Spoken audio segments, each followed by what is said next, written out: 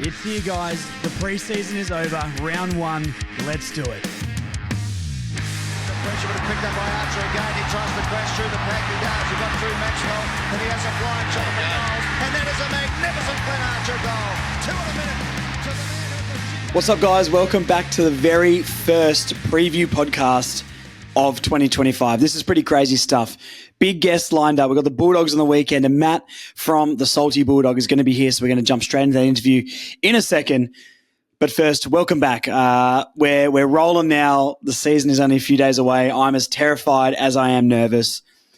But hey, I think we can beat the Dogs on the weekend. You'll hear more about my opinions on that in a second in the chat. But yeah, just wanted to say, for everyone watching on YouTube, please subscribe. It means so much, and it really does help. Thank you to everyone for engaging with all the socials all the time.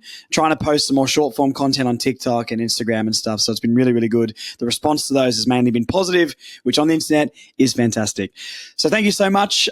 Let's kick it off. I'll just go straight into the interview with Matt from the Salty Bulldog to talk everything North v Bulldogs and how they're feeling on the other side. Really interesting to see how the opposition supporters are feeling with all of the injuries that the Dogs do have.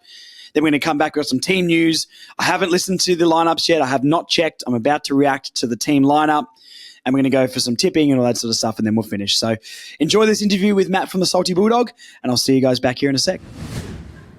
Welcome back to the Further North podcast, everybody. It's time to kick off the season, and with that comes game previews, which is very, very exciting. And we're doing the same thing as last year. We're getting the opposition team's pod onto mine, and we're going to chat about the game and see if we can figure out who is going to win and who is going to lose. But we've got a member from the Salty Bulldog on. Matt's here. Thank you for jumping on, mate. Thank you for giving me some of your time and ready to chat round one. Always a pleasure, Josh, and always more than willing to talk about the Bulldogs. Looking forward to another big year. Absolutely. Well, let's lead straight in then. Another big year. What's your expectation before we dive into preseason stuff with the Doggies? What's your expectation for this year? It always sort of fluctuates at points throughout the season, and it depends on a lot of things, including the practice matches. And the Dogs have played 2. They lost to Essendon in the first practice match, which was an unofficial one at the Western Oval, but then beat Hawthorn in Tasmania. So just even in that couple of weeks, it's gone from doom and gloom to we're winning the flag. Oh. I do have a lot of confidence about what the Dogs can do this year, and it does stem back largely to what happened last season. So, if in terms of the numbers, the Dogs were top 2 for points for and against, and that's not over the course of the last month or the last month and a half. That's the entire season. So that sort of metric gives me an indication that it's a top 4 caliber side, and if you can get into the top 4, then anything is possible in terms of winning the flag. So from the body of work that they completed throughout the whole of last year, it gives me a great deal of confidence that they can go and do it again. They've lost a couple of players in the off-season and probably a couple of high-profile names, but none that are necessarily core to our fortunes now, maybe more so core to where we were 4 or 5 years ago. And I suspect we'll get into that in due course in terms of those sorts of names.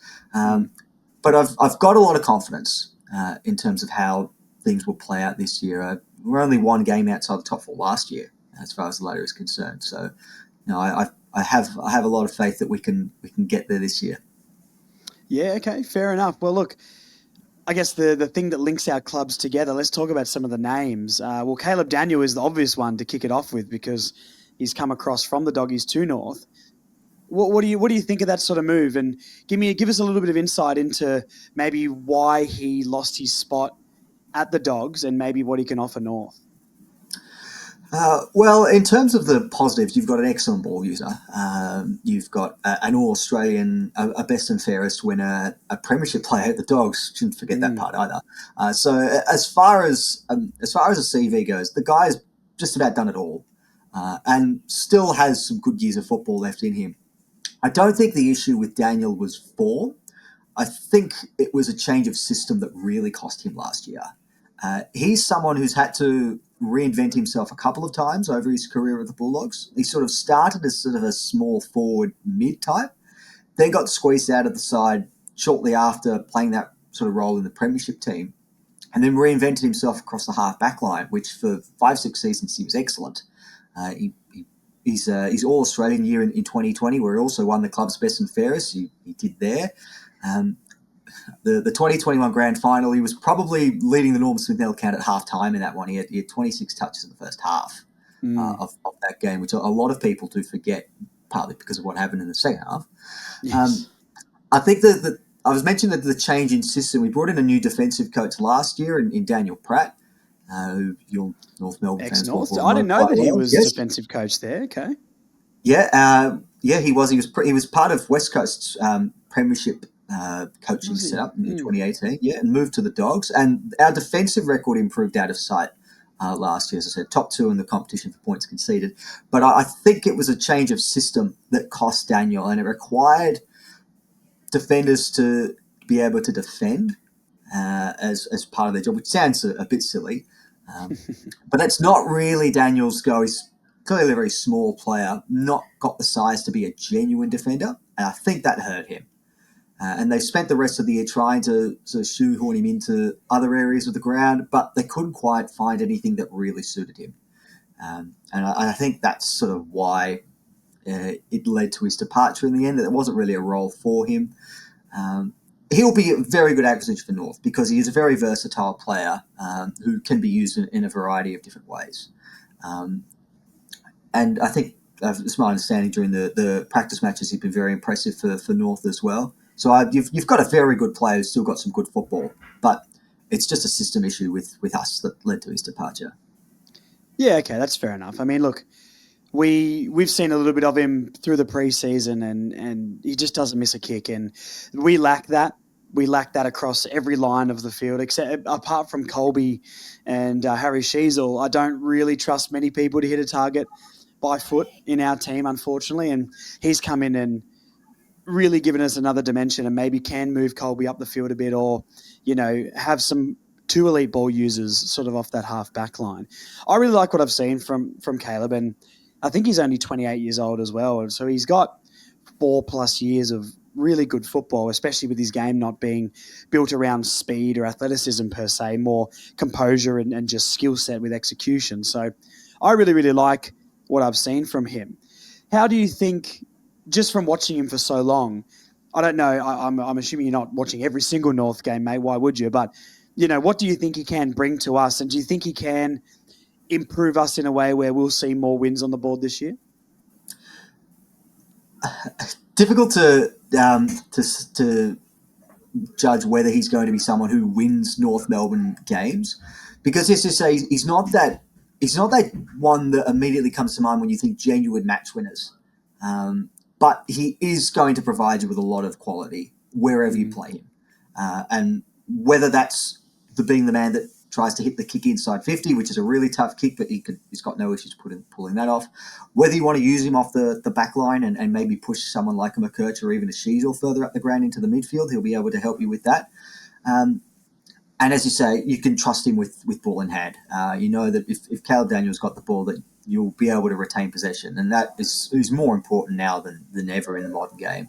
So no doubt he'll make you a better side, and he will make you a better side for a number of years. As you say, 28 years of age, he should still well and truly be in the prime of his career now. He's not without flaws, as I've said, and I would have preferred to have kept him, to be honest, particularly given how we're going with injuries. Could really do with someone like Caleb Daniel right about now. You've got a quality footballer though, so you'll be a much better side however you choose to use him.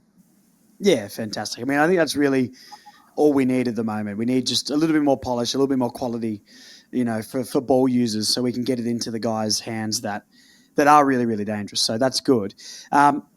Some of your other names, obviously McRae and Bailey Smith being the bigger ones going out. Do you think that affects your midfield much at all? I know Smith has barely played, it feels like, for a couple of years now. And McRae, to me, from the outside looking in, seemed like a solid guy, but never your best player. How do you think your midfield mix is going to go? And I guess we'll get on to some injuries and things in a minute. But do you think, hypothetically, once your midfield does have Bont and Treloar and those guys in it, do you think it affects your depth or midfield in any way? Certainly it affects the depth, because to be able to have a player like McRae, just on standby just in case is quite a luxury. My co-host of the Salty Bulldog podcast, Nick, if he was here, he'd describe McRae as the Robin to Bontempelli being Batman. And those two were sort of the tag team for a number of years. Jack McRae is a Gary Ayres medalist. So to say that, he's not a particularly damaging or dangerous footballer, I think would be a little bit harsh. He's fallen away a bit in the last couple of years. I think 2023 he was playing injured for most of the year, and 2024 he's been moved out of the midfield. I think Luke Beveridge recently said that the Dogs are looking for midfielders that are able to cover the ground a lot better, and McRae's probably someone who wasn't able to do that as well, and that's why we saw him slowly get pushed out of the team. It happens. Every midfielder, every player is eventually sort of going to be forced out.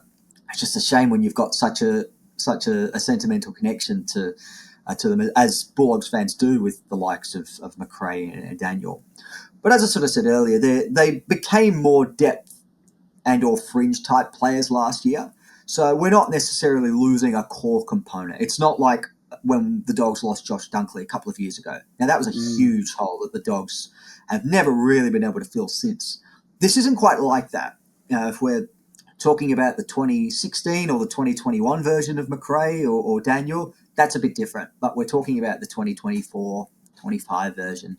And Bailey Smith has said we've already had a year to prepare without him anyway. Didn't play at all last year due to the ACL. So I'm not sure if Bulldogs fans will consider that one too much of a loss because we've already sort of worked through being able to cope without him. Yeah, that's fair. Let's go on to some of the injuries then. One of the more injury hit lists, it feels like, especially for the opening rounds. What do you? Is this just a case of really unlucky with injuries, or what's going on down there, mate? Because there's a lot. There's about 6 or 7 of your best 23, I think, confirmed out for round 1. So, what's going on with the injuries down there? So the Dogs have made an effort to incorporate a more intense preseason schedule into the playing group, and that's clearly come back to bite them. A lot of the injuries have been soft tissue related. Bontempelli with a calf, Treloar with a calf, Richards with a calf, Johannesson with a hamstring, Bailey Dale with a quad as well, Liam Jones as well, hamstring. Yeah. So the only one that hasn't really, or the only one that's been injured that hasn't suffered a soft tissue injury is Cody Waitman, who's also out for 3 months with a rare congenital knee injury or something unusual. It feels like we're picking up all the rare ones this time of year.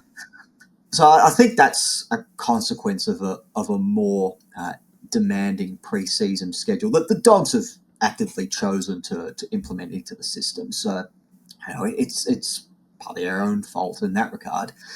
I do feel like with this season and the seasons being longer than ever, we've got 23 games of football spread across 24 rounds, spread across 25 weeks. And then there's finals on top of that. Like, this is the longest season ever. And I feel like every team is going to have their turn with injuries at some point. I mean, we're seeing that across the board. We're seeing a lot of clubs suffer injuries to good players. Right now, we're having our turn. So if you want to look at it as a silver lining, better to have it now than towards the pointy end of the season if you're going to pick a time to lose these players.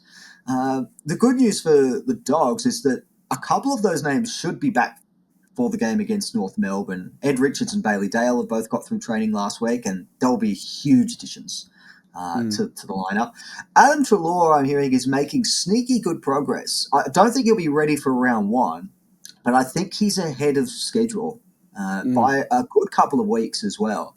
So if he comes back within the first fortnight of the year, then you've really got Bontempelli, Jones and Waitman as your genuine starting 23 options. And to only have 3 out, it's not that bad. Bontempelli is a huge out. But from where we were sitting probably a couple of weeks ago, we could be in a much, much better situation than what it was looking like. Yeah, that's fair. And I guess you're right with what you pointed out before with the entire league really seeming to have this epidemic of soft tissue injuries and, even a couple of ACLs going and things like that in the preseason. So, yeah, maybe it is league-wide a problem that we're overloading players, or do they get, I know there's been thrown out, do they get too much time off and then come straight back into it and have to train super hard? And look, I guess I'm definitely not, I wouldn't say we're experts on this, but it is really interesting to see how many injuries have occurred through this preseason, because luckily for North, we really don't have too many injuries to talk about. I mean, Wardlaw's the only lock for our best 23 that's going to be out. And even then, midfield's probably the one position that we can cover the most, just with the sheer depth that we do have. If it was a key position player, we'd be absolutely screwed. So, look, he's a gun, but he still needs to show consistency in his career, and we can cover that position. Other than that, we've been pretty lucky. I want to touch as much wood as I possibly can around here while I'm saying that, but I don't want any injuries in the warm-ups or anything like that. But it is making for an interesting spectacle. Maybe let's talk about the game coming up a little bit. From a Norths fan perspective, I'm always a little bit of a pessimist, and all the listeners of the podcast will be able to oblige for that. But I think it really evens up the contest. I don't have much doubt in my mind that if you had those players that were out, you'd be beating us fairly comprehensively. I can never forget what happened in the last time we played you guys, even though the one before that was quite competitive, and then the second one ended up nearly 100-point, belting, which was an awful time for me. But I think it really evens up the contest. From your point of view, maybe we'll save a prediction until the end of the show, but how are you feeling about how the game, or the balance of the game, is going to be with maybe a lot of your midfield being injured and some key positions, along with our young squad that has yet to prove that we can be super competitive at AFL level? Nervous. Very nervous. Because so am I, mate. I'm so nervous. I think this is a byproduct of it just being the first game of the season. That every team is sort of heading into it unsure to some extent on how things are going to pan out. I mean, we're only gauging off last year's form, and as football continues to evolve, recent form becomes more and more irrelevant. Like, I think in the last 4 years, we've had a side come from bottom four to make a preliminary final, or at least win a final. I think it was. So Hawthorn last year were the example, who went from bottom four to getting within a kick of a preliminary final. And I think the year prior was the Giants who made it to a prelim and lost by a point to Collingwood, and as far back as you want to go. So we're getting more teams just bolting up the ladder and sliding down significantly. Last year's form it doesn't really hold true to what we can expect this year for a lot of clubs, and I expect that'll be the case again this year. So there's a lot of unknowns, and I think that's why lots of supporters are unsure. What are we going to get from these sorts of games? I should still be reasonably confident. But 2 games ago, we beat you by 96 points, if that's how you want to view it. Although you did mention that we played each other twice, and the games weren't too far apart. They were both in the second half of the year, I think. They were both after the bye, yeah. Yeah, well, the first time we beat you by, I think it might have been about 3 goals, and the second one was 17 points, yeah, and then the second one was that 96-pointer. But that was in August. We're now in March. Even though there hasn't been a lot of football since, a lot has changed. It's very difficult to say anything with any great deal of certainty. I was very encouraged though by what I saw against Hawthorn in the community series, and there will be people who choose to read everything into practice matches, and there'll be people who choose to read nothing into them. I think outside of Bontempelli getting injured, we got just about everything we wanted. We got a good look at some established players, a good look at some new folks. We got to see how they respond to a challenge from a good side in Hawthorn as well, which Hawthorn did in the second half, and managed to get a win without a lot of those players. And Hawthorn were almost full strength. So while it's only pre-season, there was a lot to take away from it, which gives me reasons to be confident, but not too confident. What do you reckon has changed sort of tactically, or are they trying anything different that you saw through that Hawthorn game or any of the pre-season? How are they playing differently with the lack of the 6 or 7 players that you do have out? Have you noticed anything different structurally, or how they're lining up just in this season in general, and or because of the injuries you've got? Well, one of the absentees that we haven't mentioned at all yet was Jamari Ugle-Hagan. And seeing the dynamic between Aaron Norton and Sam Darcy working in that forward line on their own was very encouraging. I thought they combined terrifically well. So I've got a lot of confidence in how those two will combine this season. Aaron Norton, for the first half of last year, I would argue was in All-Australian form. Then picked up a concussion, a knee injury, and then another concussion in the second half of the year, and really tapered off. But for the first half, when he was playing it week to week, he was one of the best centre forwards in the competition in a new role that saw him higher up the ground. So less goals, but more involvement. And Sam Darcy, as a deeper forward last year, was one of the real big ticks for the season. It was 38 goals, I think it was. He might have been second in the league in contested marks. And the guy's only played 20-odd games. There's still a lot of improvement left to come in this guy. And those two won the game for us against Hawthorn. So we kicked 4 goals in the last quarter. They each kicked 2. So they, when the game was there to be won, those two made the difference. So going from the 3 talls to the 2 talls was something new. We haven't seen that a lot recently. I think it worked really well though, and I'm really keen to see how it goes against North Melbourne on Saturday. It should be an interesting dynamic to watch, as opposed to some of the other moves that we've seen. The one that they tried in the last quarter, which looked well, and I'm a huge fan of this guy as well, Joel Frazier, who was excellent as well in the last time we played North Melbourne. Don't know how he didn't get a Rising Star nomination. He started his career more as sort of a halfback outside type, moved into the midfield a bit in the final term against Hawthorn, and was very good there as well. I've claimed him as my guy, Joel Frazier. So I've got stakes in this. I'm really looking forward to seeing how he evolves with more responsibility as a footballer this year. And I think there are a lot of players like that will need to step up a bit more, just through to the fact that a lot of players are out at the moment. So Fraser, Riley Sanders in the midfield, James O'Donnell down back with no Liam Jones, and there'll be others as well who just have to step up just through the rough waters that will be the first month and a bit until the likes of Bontempelli and Treloar and Jones do get back into the fold. Yeah, I think Sam Darcy, it's Sam, or it's not, Sean's the Fremantle one, right? Am I getting that correct? Yeah, okay. You got it. Yeah, because I've stumbled on that one before. Yeah, Darcy's going to be the best forward in the game within 2 or 3 years, I reckon. I think he's probably number one on my list of players in the comp that I would like to get at my club, and I think, yeah, he could be on for a little bit of a clinic on the weekend, depending on how our defence holds up.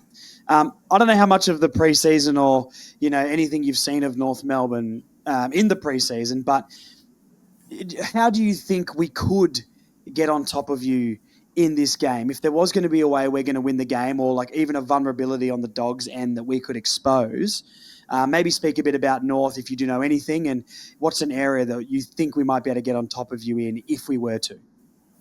Well, the key defensive stocks are stretched pretty thin at the Dogs now that there's no Liam Jones. So we're turning to a lot of younger and experienced types. I mentioned James O'Donnell a little earlier on, and he's going to have to assume a lot more responsibility now until Jones comes back. In terms of the rest that we've got down back as talls, we've got Jed Busslinger, who still hasn't debuted. He's been on the list for a couple of years now. I'm not sure he's in the frame for a round 1 debut, but he's certainly closer now. And then there's Rory Lobb, who has been terrific through the preseason and was excellent at the back end of last year as a key defender. But all of a sudden, he's gone from the fourth choice tall forward to suddenly the number 1 man down back in a period of about 6 months. So it's happened pretty quick for him. I wonder how he's going to go to being the main man against somebody like a Nick Larkey, who I really rate. I think Nick Larkey's the most underrated player in the competition. I don't think it's close. That's just a victim of being in a North Melbourne jumper, I think, mate. There's not a lot of people watching our games and covering them. So, I've said that, really quickly, just to, stick up for North here a little bit. Like, I think Goldstein, Tarrant, Cunnington and Ben Brown are some of the most underrated players we've ever seen. And that if they wore a different Guernsey, they've got a lot of All-Australians, I reckon. I think that's fair. But Larkey's someone who's averaged 2 goals across his career at North Melbourne. So I'm not picking his best years. I'm going right from the start. And When he was Keith not good in generally those struggled. first 2 to 3 years. Yeah. He could barely get a kick. Now, an average of 2 goals doesn't sound like a lot, but that puts you top 10 at least in the Coleman every year. I think the midfield. You mentioned Wardlaw won't be available, but you've got everybody else available. Whereas our stocks have been stretched a bit thin. It's still a very good midfield for what it's worth. It's probably a starting midfield of English and the ruck, and then you've got Liberatore, who will be acting captain on Saturday. You'll have Sanders and probably Ed Richards. And then after that, you've got Matt Kennedy, who arrived from Carlton, who provides some good depth. That's right, yeah.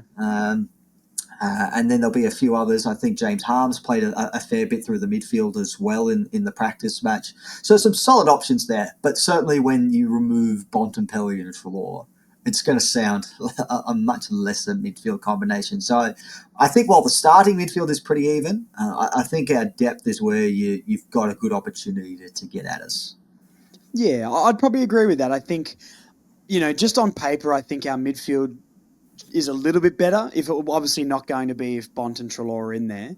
But if you put Shees or Wardlaw and Simpkin or Powell or Parker or someone in there, I would back it slightly, even though maybe it doesn't result in a win. But I'd say on paper it looks all right. Yeah, our forward line will be interesting because, with your Liam Jones being your best defender or best key defender or most consistent key defender for a while now. Does he plan a Larkey or does he plan a Jack Darling? Because Jack Darling is somebody that has been incredibly impressive all through the preseason for us. I've always been a bit of a Darling believer. I loved the trade when it happened. I couldn't believe people were talking about him like he's washed when he's only like 32, maybe just turned 33, where everyone was treating him like he was 36 years old. So I'm not saying he's going to come and tear the world apart, but he's going to play a massive role. And I think he's done a lot to prove a lot of doubters wrong in the preseason, with being one of our most impressive guys through intra-club and our 2 practice games. He's really, really impressed me. He is slightly undersized, so it would be an interesting matchup for if, say, Rory Lobb went to him. I would think Darling would have the strength, but then, Lobb being so tall could do a lot of damage, and I don't know if Darling's going to get many marks. Larkey's a different type of player where, Larkey will never take a pack mark, and to the detriment of North Melbourne all the time, we just bomb it out of the middle into the 50 on top of his head and rarely try and find a lead for him. So that's, as you can probably tell, my biggest pet peeve of our entire football club at the moment. But it'll be interesting matchups, who goes to who. I think Lobb is a more natural selection to play on Larkey, but I think Larkey would get him on the lead a lot. I think Lobb, if the ball gets booted in and on people's heads, I think he'll do really, really well, and I think he could be a problem. But, if we actually lower our eyes, I'd be interested to see how well Lobb does keeping up with Larkey on the lead, because I think Larkey is a great lead. And if he does take a mark inside 40, it's 85% of the time it's going to go through the middle. So there's some really interesting matchups there. How are you feeling about the game as a whole? Let's get to a little bit of a prediction here so we can keep it under 30 minutes. How do you think the game plays out on the weekend, all right? Maybe you can give me a head and a heart answer here, because I've definitely got 2. But there are injuries for the Dogs. Do you think you'll be stronger than a unproven yet talented North Melbourne team? How do you reckon it plays out on Saturday? The thing about Luke Beveridge, the enigma that he is that he's probably someone who is at his best when the world is working against him. Yes. I would prefer he'd be at his best, when everything was going, swimmingly, and we had a full team out there. 2016 is a terrific example of that. And I know it's a long time ago. We probably shouldn't keep referring to it, but I'm a Bulldogs fan who's seen one flag. Sue me. Injuries galore that season, and yet he still managed to find a way. He's always been someone who's been very good at problem solving. And it would not surprise me to see us do quite well in this early period in the season, despite all of the injuries that we have. The real challenge, though, for Luke Beveridge is this is the first time, really, that he's been without Marcus Bontempelli for an extended period. He hasn't missed more than one consecutive match in a decade, and now you've without him for a month. So it'd be quite a shock to the system. But Beveridge is someone who's always been very good at fighting back when backed into a corner. So it wouldn't surprise me to see us do well in these first few weeks. I am going to tip the Dogs. with the heart, I always tip them. I just think it makes more sense to tip them with the head as well, just due to how they performed last year in both games against North, and with how North and the Dogs performed as two separate teams last season. One of them was a game outside the top four, another was bottom two or bottom three for most of the year. So I think it just makes sense to go with the Dogs, but there's a little bit of trepidation there. I won't lie. Yeah, no, I think that's fair enough. I think we're a shot, but I wouldn't be putting any sort of money on it, to be honest. I mean, look, I love my team, and I want them to do so well, and I really, really honestly believe that in 3 to 5 years we're going to be a problem. But as of 2025, I still have a lot of questions that I don't think have been answered. I really liked the way we played against West Coast. We showed a lot more defensive ability from the forward 50, not allowing the transition.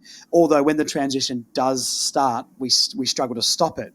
But we've got better at not allowing that to happen in the first place, which gives me a little bit of confidence. I think for me, our midfield should be winning this battle. I don't think the Dogs have a weak midfield with those names you said before, but I do think our talent in that midfield is still a lot higher for this round until you get those stars back. So, look, if my head tip, honestly, I probably would lean towards the Dogs still, and I know a lot of listeners here are going to be upset at me leaning that way, but my heart says North by like a goal, if not under 2 goals. You know what I mean? I don't think it's going to be 96 points again. Well, if it is, then I've said to a lot of people, if we're 20 points down, 20, 30 points down at quarter time, I'm just going to write the season off, to be honest, because we're in for another 3-win year, to be honest. I have to check the coach's box and see if David Noble's back in there. But we can absolutely win. I think we can. And I think if we play to our potential, we can win. My question over North is, can we play to the ability that we've shown in patches? And I believe we've got the talent too. And is this going to be a year where things do click? I think we've got more reason than ever to believe with, one other thing in the preseason for us was your McKerches, your Sheasels. Finn O'Sullivan has been fantastic. A lot of our young core has been driving this team, unlike last year where we still did rely on a lot of those older guys to look for something. And the additions of the Parker, Darling and Daniels, I think will give us a lot of solidity across the field. So, look, we are doing a tipping competition at work, and I have tipped North narrowly, but I do see a world where the Dogs could win this. I think it's a 50-50, and I don't disagree with anyone tipping the Dogs because North have a lot to prove. And until we prove that, we probably don't deserve to be favourites. So I'll go North here but if I was betting any money or my mortgage on this, I don't know if I'd be as confident. But I think we can if we play to our ability. But if we're not 90% plus on, we might find ourselves on the back foot. But I'll go North narrowly. I know I've hesitated and staggered around that one enough.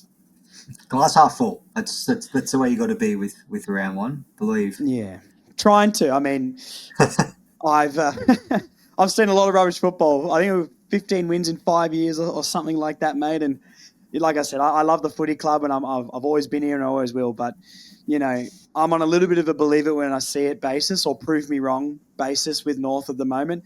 I can only blindly support and just keep saying we're going to win and watching losses for so long until I'm sort of at a point now where I'm like, I believe in you guys and I know you can do it, but show me. It's time to, if I have to hear any more, the training intensity is different. There's a different feel this preseason. We're sick of being on the bottom. That stuff's great. Go and win the game. And that's sort of where I'm at the moment. And I hope a lot of North fans who maybe are the optimist understand where I'm coming from, or, hopefully I speak a little bit of realism here, because the Dogs, even with the injuries, are a very good outfit. And like you said, did beat us by nearly 100 last year. So there's a lot of a gap to make up. I do think the one way that the Dogs win this game is a Sam Darcy clinic, basically. He could kick 6 to 8 goals in this game. Griffin Logue coming back is an interesting one because we haven't had him for a long time. And at the time when we recruited him, he was recruited as our number one defender. So I think it'd be really interesting with core Logue and Charlie Comben down there to see if we can handle the talls a little bit better, because teams like the Dogs and the Blues have notoriously tore us apart with their talls because we only had a couple of key defenders. And I think Aiden Core on his day can be a great player, but hasn't shown enough consistency for everyone to trust him every single week. And Charlie Comben intercepting is elite, but one-on-one is quite poor. But although I think he's got a lot of potential. You lost him early in the last game as well, Comben, didn't you?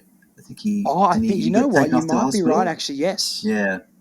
Yeah. I remember that. Yeah, would have been the first quarter, and that was a big loss because he was one of your most improved players last year, Charlie Comben, in a new role down back. No, absolutely. I guess, then Comben and no Logue there, with those two being fit and ready to go, does make... I think our backline has a lot of individuals I think are good enough, but the scheme and the system doesn't seem to be there at the moment. So that'll be a really interesting one on the day. And if you guys can... I don't feel like the Dogs will win the clearance battle, but I think if you can transition it from our forward 50 quickly and get it to Darcy or Norton, I think they can do a lot of damage. So I'll call this game for my final tip. Barring a Darcy clinic, I think we can win the game. I think I'll go with that, but there's hesitancy there. He's the new wild card. He's the new Bontempelli in a sense. If he catches fire, he's the one now, Darcy. It's nice to have a key forward that can do this. We've notoriously had a lot of bad luck with key forwards over the journey. So if we keep Travis Cloak sticks in my mind a bit for the Doggies. Barry Hall most of the days. How long have you got to rattle through the key? We made Josh Bruce look like an All-Australian when he played against us a few years ago. Yes, that was a fun day. No, it was not. Probably the reason why we got booted off Good Friday.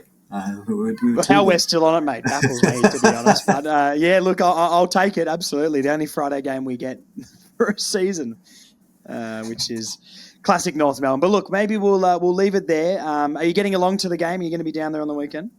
Yeah, absolutely. I'll be there. Yeah, I try to get to as many games as I can. And it's been too long since I've last seen them in the flesh. So looking forward to it again on Saturday. Yeah, unreal. Well, thank you for giving me some of your time, mate. Thank you for doing the preview, and maybe this, I don't know, do the Dogs play North once or twice this year? I think it's only once, right? I think so, yeah. I'm trying to think who are the bottom six we play twice. I'm not sure, but I don't think it's North. Yeah, unless, of course, until we meet each other in finals. Of course, the last day in September. We'll see you there, mate. Look, thank you for your time again, and we love doing the preview with you, so thank you for coming on once again, mate. Appreciate it. No, always a pleasure, Josh. Take care.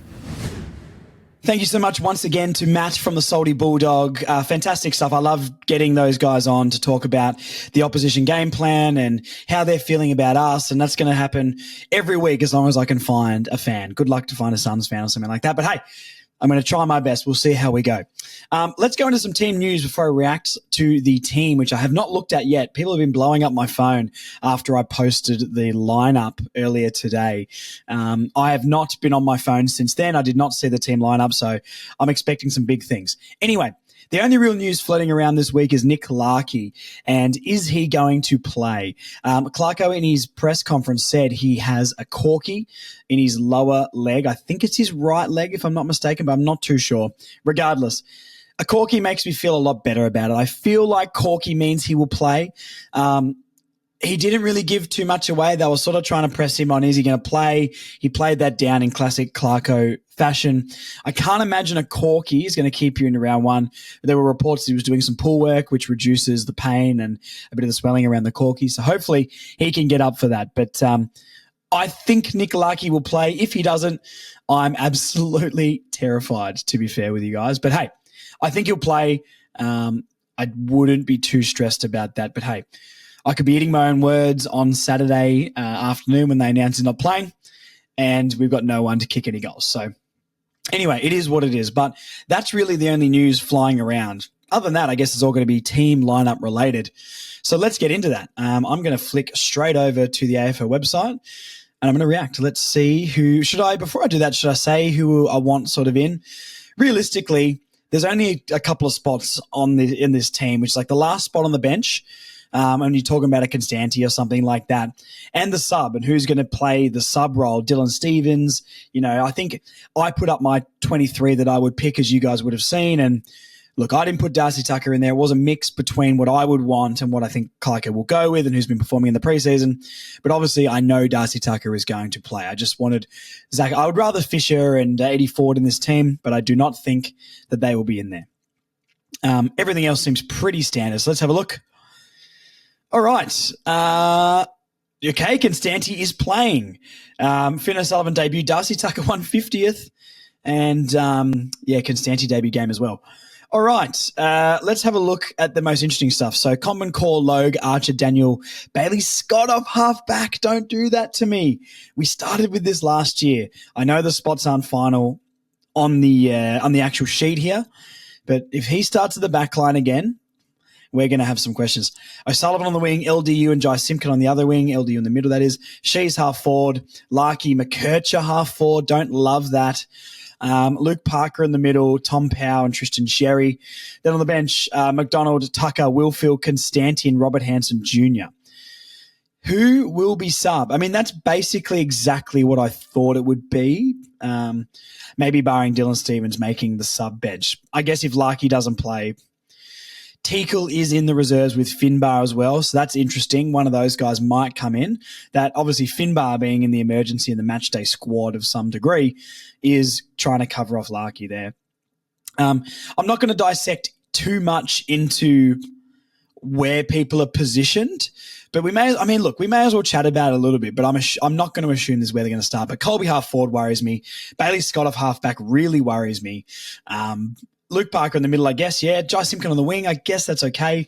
Larkey half forward instead of full forward, don't love that. Larkey cannot kick 50 metres, so don't really understand those exact positions. But like I said, the exact positions don't matter. But then why are you putting Bailey Scott on halfback? Anyway, PTSD from last year, which is fantastic. Other than that, no surprises here, really. Constanti is probably the one that is the most surprising for me. 3 touches, I think, against the Eagles. I feel like he got more tackles than touches, to be fair. But, hey, I guess if he was a part of that forward pressure and holding the ball into the 50 against the Eagles a little bit more, then maybe it's worth it. But players like an Eddie Ford, I feel like should be getting opportunity over Jacob Constanti. But he's got to earn his place, him and Robert Hansen. Those positions are up for grabs, and Dersmas and Eddie Fords and things like that are going to be fighting for those spots.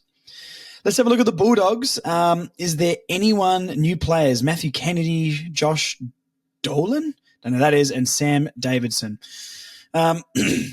Is there anyone in there? They haven't got any of these guys in the team that we think are out, do they? Lobb, Fraser in the back line. Bailey Dale has been named. He was under a bit of an injury cloud. James O'Donnell. It'd be interesting with the back line of O'Donnell, Fraser and Lobb.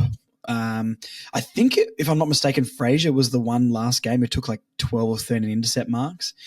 Bailey Williams on the wing, Liberatory, Sam Davidson, don't know who that is. Matt Kennedy, Aaron Norton, Sam Darcy up there. Yeah, I'm looking at this team overall, and the midfield 4 is okay, but there's not much depth after that. Sanders, Richards, and Tom Liberatore. Richards was under a bit of an injury cloud as well. So, look, we will see. Our team on paper, I think, is better. The thing that it will come down to on the weekend is tactic and structure. Our names, they don't have any player in that team who's as good as Harry Sheezel, as good as LDU. Sam Darcy is the only one in that team that I'd be dying for to get on our list. I'm looking over it here. I'm sure there's some other. If what's their defender? Liam Jones was in there. Wouldn't mind him. But anyway, look, our team on paper is better here, as much as Tim English is a good player too. But yeah, our team on paper is better here. But the thing that it'll come down to is game plan and structure. And can we execute, especially kicking into the 50? Can we restrict the flow into our back line? And when we do get the ball, say a kick out, can we actually transition the ball? That is the stuff I'm very, very nervous about. Other than that, there's not really anything. I guess there's no ins and outs because of the first game of the year. But, yeah, really, really interesting. Good luck to Constanti and Finn O'Sullivan in their first games. Darcy Tucker, 150th game. So, yeah, look, we will see. We will see. I don't know if there's too much more to talk about there. Sorry if that wasn't as exciting of a live team reaction, but hey, next week when there's droppable players, we will be talking about it then. Other than that, let's do some weekly tips. And then we can let you guys go and get ready for Saturday. I will be down there, but there's no Bay 29 because it's not a home game. I'll be at the game. Hopefully all you guys are going to get down there as well. The Collingwood and Port Adelaide game is going to be on at the same time as well. So let's get as many North fans down as we can to make sure we fill the place as much as possible. I mean, look, it's Dogs North. It's not going to be a sellout, but get down there, support the boys, and we're all hoping for a year of change. You know what I mean? I'm a bit of a pessimist, even though my heart wants to be super optimistic. I'm going to be there supporting. I hope you guys are as well. The thing I'm going to let you guys in on, and maybe every week I'll keep you updated with this, is we have a tipping competition at work this year, and $10 buy-in. The winner will get the money, obviously, and the loser has to spend 12 hours at a Macca's. But for every fillet of fish you eat, you get an hour off. So I've strategized this. I don't want to be spending longer than 2 hours in a Macca's. That beeping sound behind the counter would just annoy me. Could I eat 10 fillet of fishes in 2 hours? I think I could. So I'm going to keep you updated with the tipping, let you know where I am on the leaderboard, and you guys can follow along. If I do lose and have to do the challenge, I will absolutely film it and put it up for you guys to watch, which will be fantastic. Anyway, let's tip and then get you guys out of here. Richmond Carlton is currently going on. We're in the second quarter because I filmed this as soon as I get home from work. I finish at 7 o'clock on the Thursdays. Carlton are currently, it's 34-7 right now. I tipped Carlton by 60, and I think that's going to be true. Richmond are there's only 4 minutes into the second. I thought it was counting down, so there's 4 minutes left. They've only scored a goal. Good luck to Richmond, but no, I think they're going to lose by a lot. Hawthorn Essendon on Friday night. I would love the Hawks to lose, but I think Essendon are going to lose, which is fine because we don't like Essendon, but I'm over Hawkball already. Anyway, Hawthorn will win that game. I'd love to go against them, but I can't. Geelong Freo. Geelong will win that game down at GMHB. I think Freo are a little bit overrated, personally. They didn't even make the finals last year, and some people are tipping them top 4. I know there's one team every year that goes out of the 8 into the top 4, but hey, I just don't believe. I think Freo will make the finals. Maybe I should put my ladder up. I did a ladder prediction, but I haven't posted it. Maybe I'll post it. But if you guys want to see that, let me know. But yeah, Geelong, Freo, Geelong win that one down at GMHBA. Big call for this next one, Sydney-Brisbane. I'm tipping Sydney. I want to see it from Brisbane first before I dive into tipping them all year. No Danaher means no forward line, basically. Maybe they play that Hawkball style where there's a lot of smalls running forward and the overlap and they just pressure. Maybe they can execute that, but Danaher kicked 120 goals in 2 years. We still underrate him for his time at the Bombers, but his reputation followed, which I think was a little bit unfair. That guy's a gun when he's on, and I'm going to tip the Swans back at the SCG. They had a week's warm-up. They've played at the level, and they need to bounce back because I think the Swans are still going to be a good team. So I'm going to back the Swans, but not confidently. If you want a smoky for that game, tip Sydney because everyone's going to tip Brisbane. Western Bulldogs and North. I've already tipped this. I'm going to go with North, but I'm very, very hesitant. North by like 4 points if we win. I just don't think we're going to win comfortably. But there's absolutely a world where the Dogs beat us, unfortunately. I only see this going two ways. One, North win and people go, well, they played the Dogs, no Bont, and all those other players. So who cares? Or two, we lost to the Dogs with no Bont and all those other players. We're in for a rough year. I hope we come out, play well, and win the game. I'm scared, though. Collingwood, Port Adelaide, I'm backing the Pies to come back and perform better at the MCG. I think Port could miss the finals this year, and I just don't really rate their list. I could be incredibly wrong. I guess they finished second last year, but I don't rate their forward line. Their defense is okay. The midfield, they've got good players in that midfield, but I think it is very overrated. It's probably the most overrated midfield 3, and I don't like Jason Horne-Francis, obviously. But look, Horne-Francis is an elite ball winner, and we can't question that. But the amount of times that guy will burst out of a pack, shrug someone, look like the best player you've ever seen, and then butcher the kick and it fumble out of bounds and he'll miss the easy switch is laughable. So anyway, I'm going to back the Pies in this one. Adelaide St Kilda, what a boring game of football. Who even cares? I'll go Adelaide at Adelaide Oval, but I will absolutely not be watching this one. Please don't make me watch that. Melbourne, GWS absolutely. GWS are winning the flag. this in my ladder prediction, which I still have the date on that I can show you guys I did before the season started. I tipped the Giants to win the flag. I tipped them top 2 with the Cats, and they're primed and ready to win the grand final. The Giants, they've been close. They've played in big finals. They've been in the grand finals years ago. Aiden Core got onto that final, as we know. But I think they're primed and ready to go. To play that good against a side in Collingwood, I think will be pretty good this year without their best midfielder, without the Coleman medalist. Stringer didn't play, even though I don't know what he's going to bring. They're primed and ready to win a premiership. And the second most boring game of the round, West Coast and Gold Coast, coast-to-coast battle. I don't know, because I originally tipped West Coast because the Gold Coast don't travel. And I think the Gold Coast is the most overrated team ever. Anyone tipping them in the 8 doesn't know anything about football. I'm going to go for a Sam McClure take here. If you tipped the Gold Coast in the top 8, sorry, I said 4, 8, you do not watch AFL football. Clip that up and come back and tell me that at the end of the year, because I do not believe in the Gold Coast. They've been getting spoon-fed the best talent for 12 years and never done a single thing, never been a sniff at the finals, even with the greatest player of the century in Gary Ablett Jr. So, I'm so torn. Does it tell us the betting? Let's have a look here. No, it does not. Oh, yes, it does. Gold Coast is favourites, $1.52 to $2.53. I've tipped the Suns just to hedge my bets. But I kind of want to go West Coast here. Screw it. We're going big. I'm going West Coast to win the first game against the Suns, and the Suns are just flat, and it just looks like a red training top. Anyway, you can lock those tips in 100%. Absolutely. I'm a fantastic tipper, as you guys know from last year. That is it for the preview podcast. Please get down to the game. Thank you for supporting the show. If you're watching on YouTube, please subscribe, leave a comment, like the video. This stuff does really, really help me. Thank you to everyone listening on Spotify and Apple. If you're on Apple, please leave a review, a 5-star review, and I'll have a look at them. I've got to start reading them out again. I really got slack on that. So, hey, if you leave me a 5-star review on Apple, it helps get me up in the algorithm, get me up there with the footy with Broden Kelly and all that sort of stuff. And Dan does footy. I think we're the 3rd best after those podcasts. You can also 5-star review on Spotify as well, so that would be muchly appreciated. Anyway, stay tuned for the review podcast, which will be out as soon as I can after the game. Go North. Please win North Melbourne. We don't want to start the year off being worried and nervous and scared. So please make my podcasting life so much easier and win the game. Anyway, love you guys. Thank you so much, and I'll chat to you on the weekend after the game. See you later.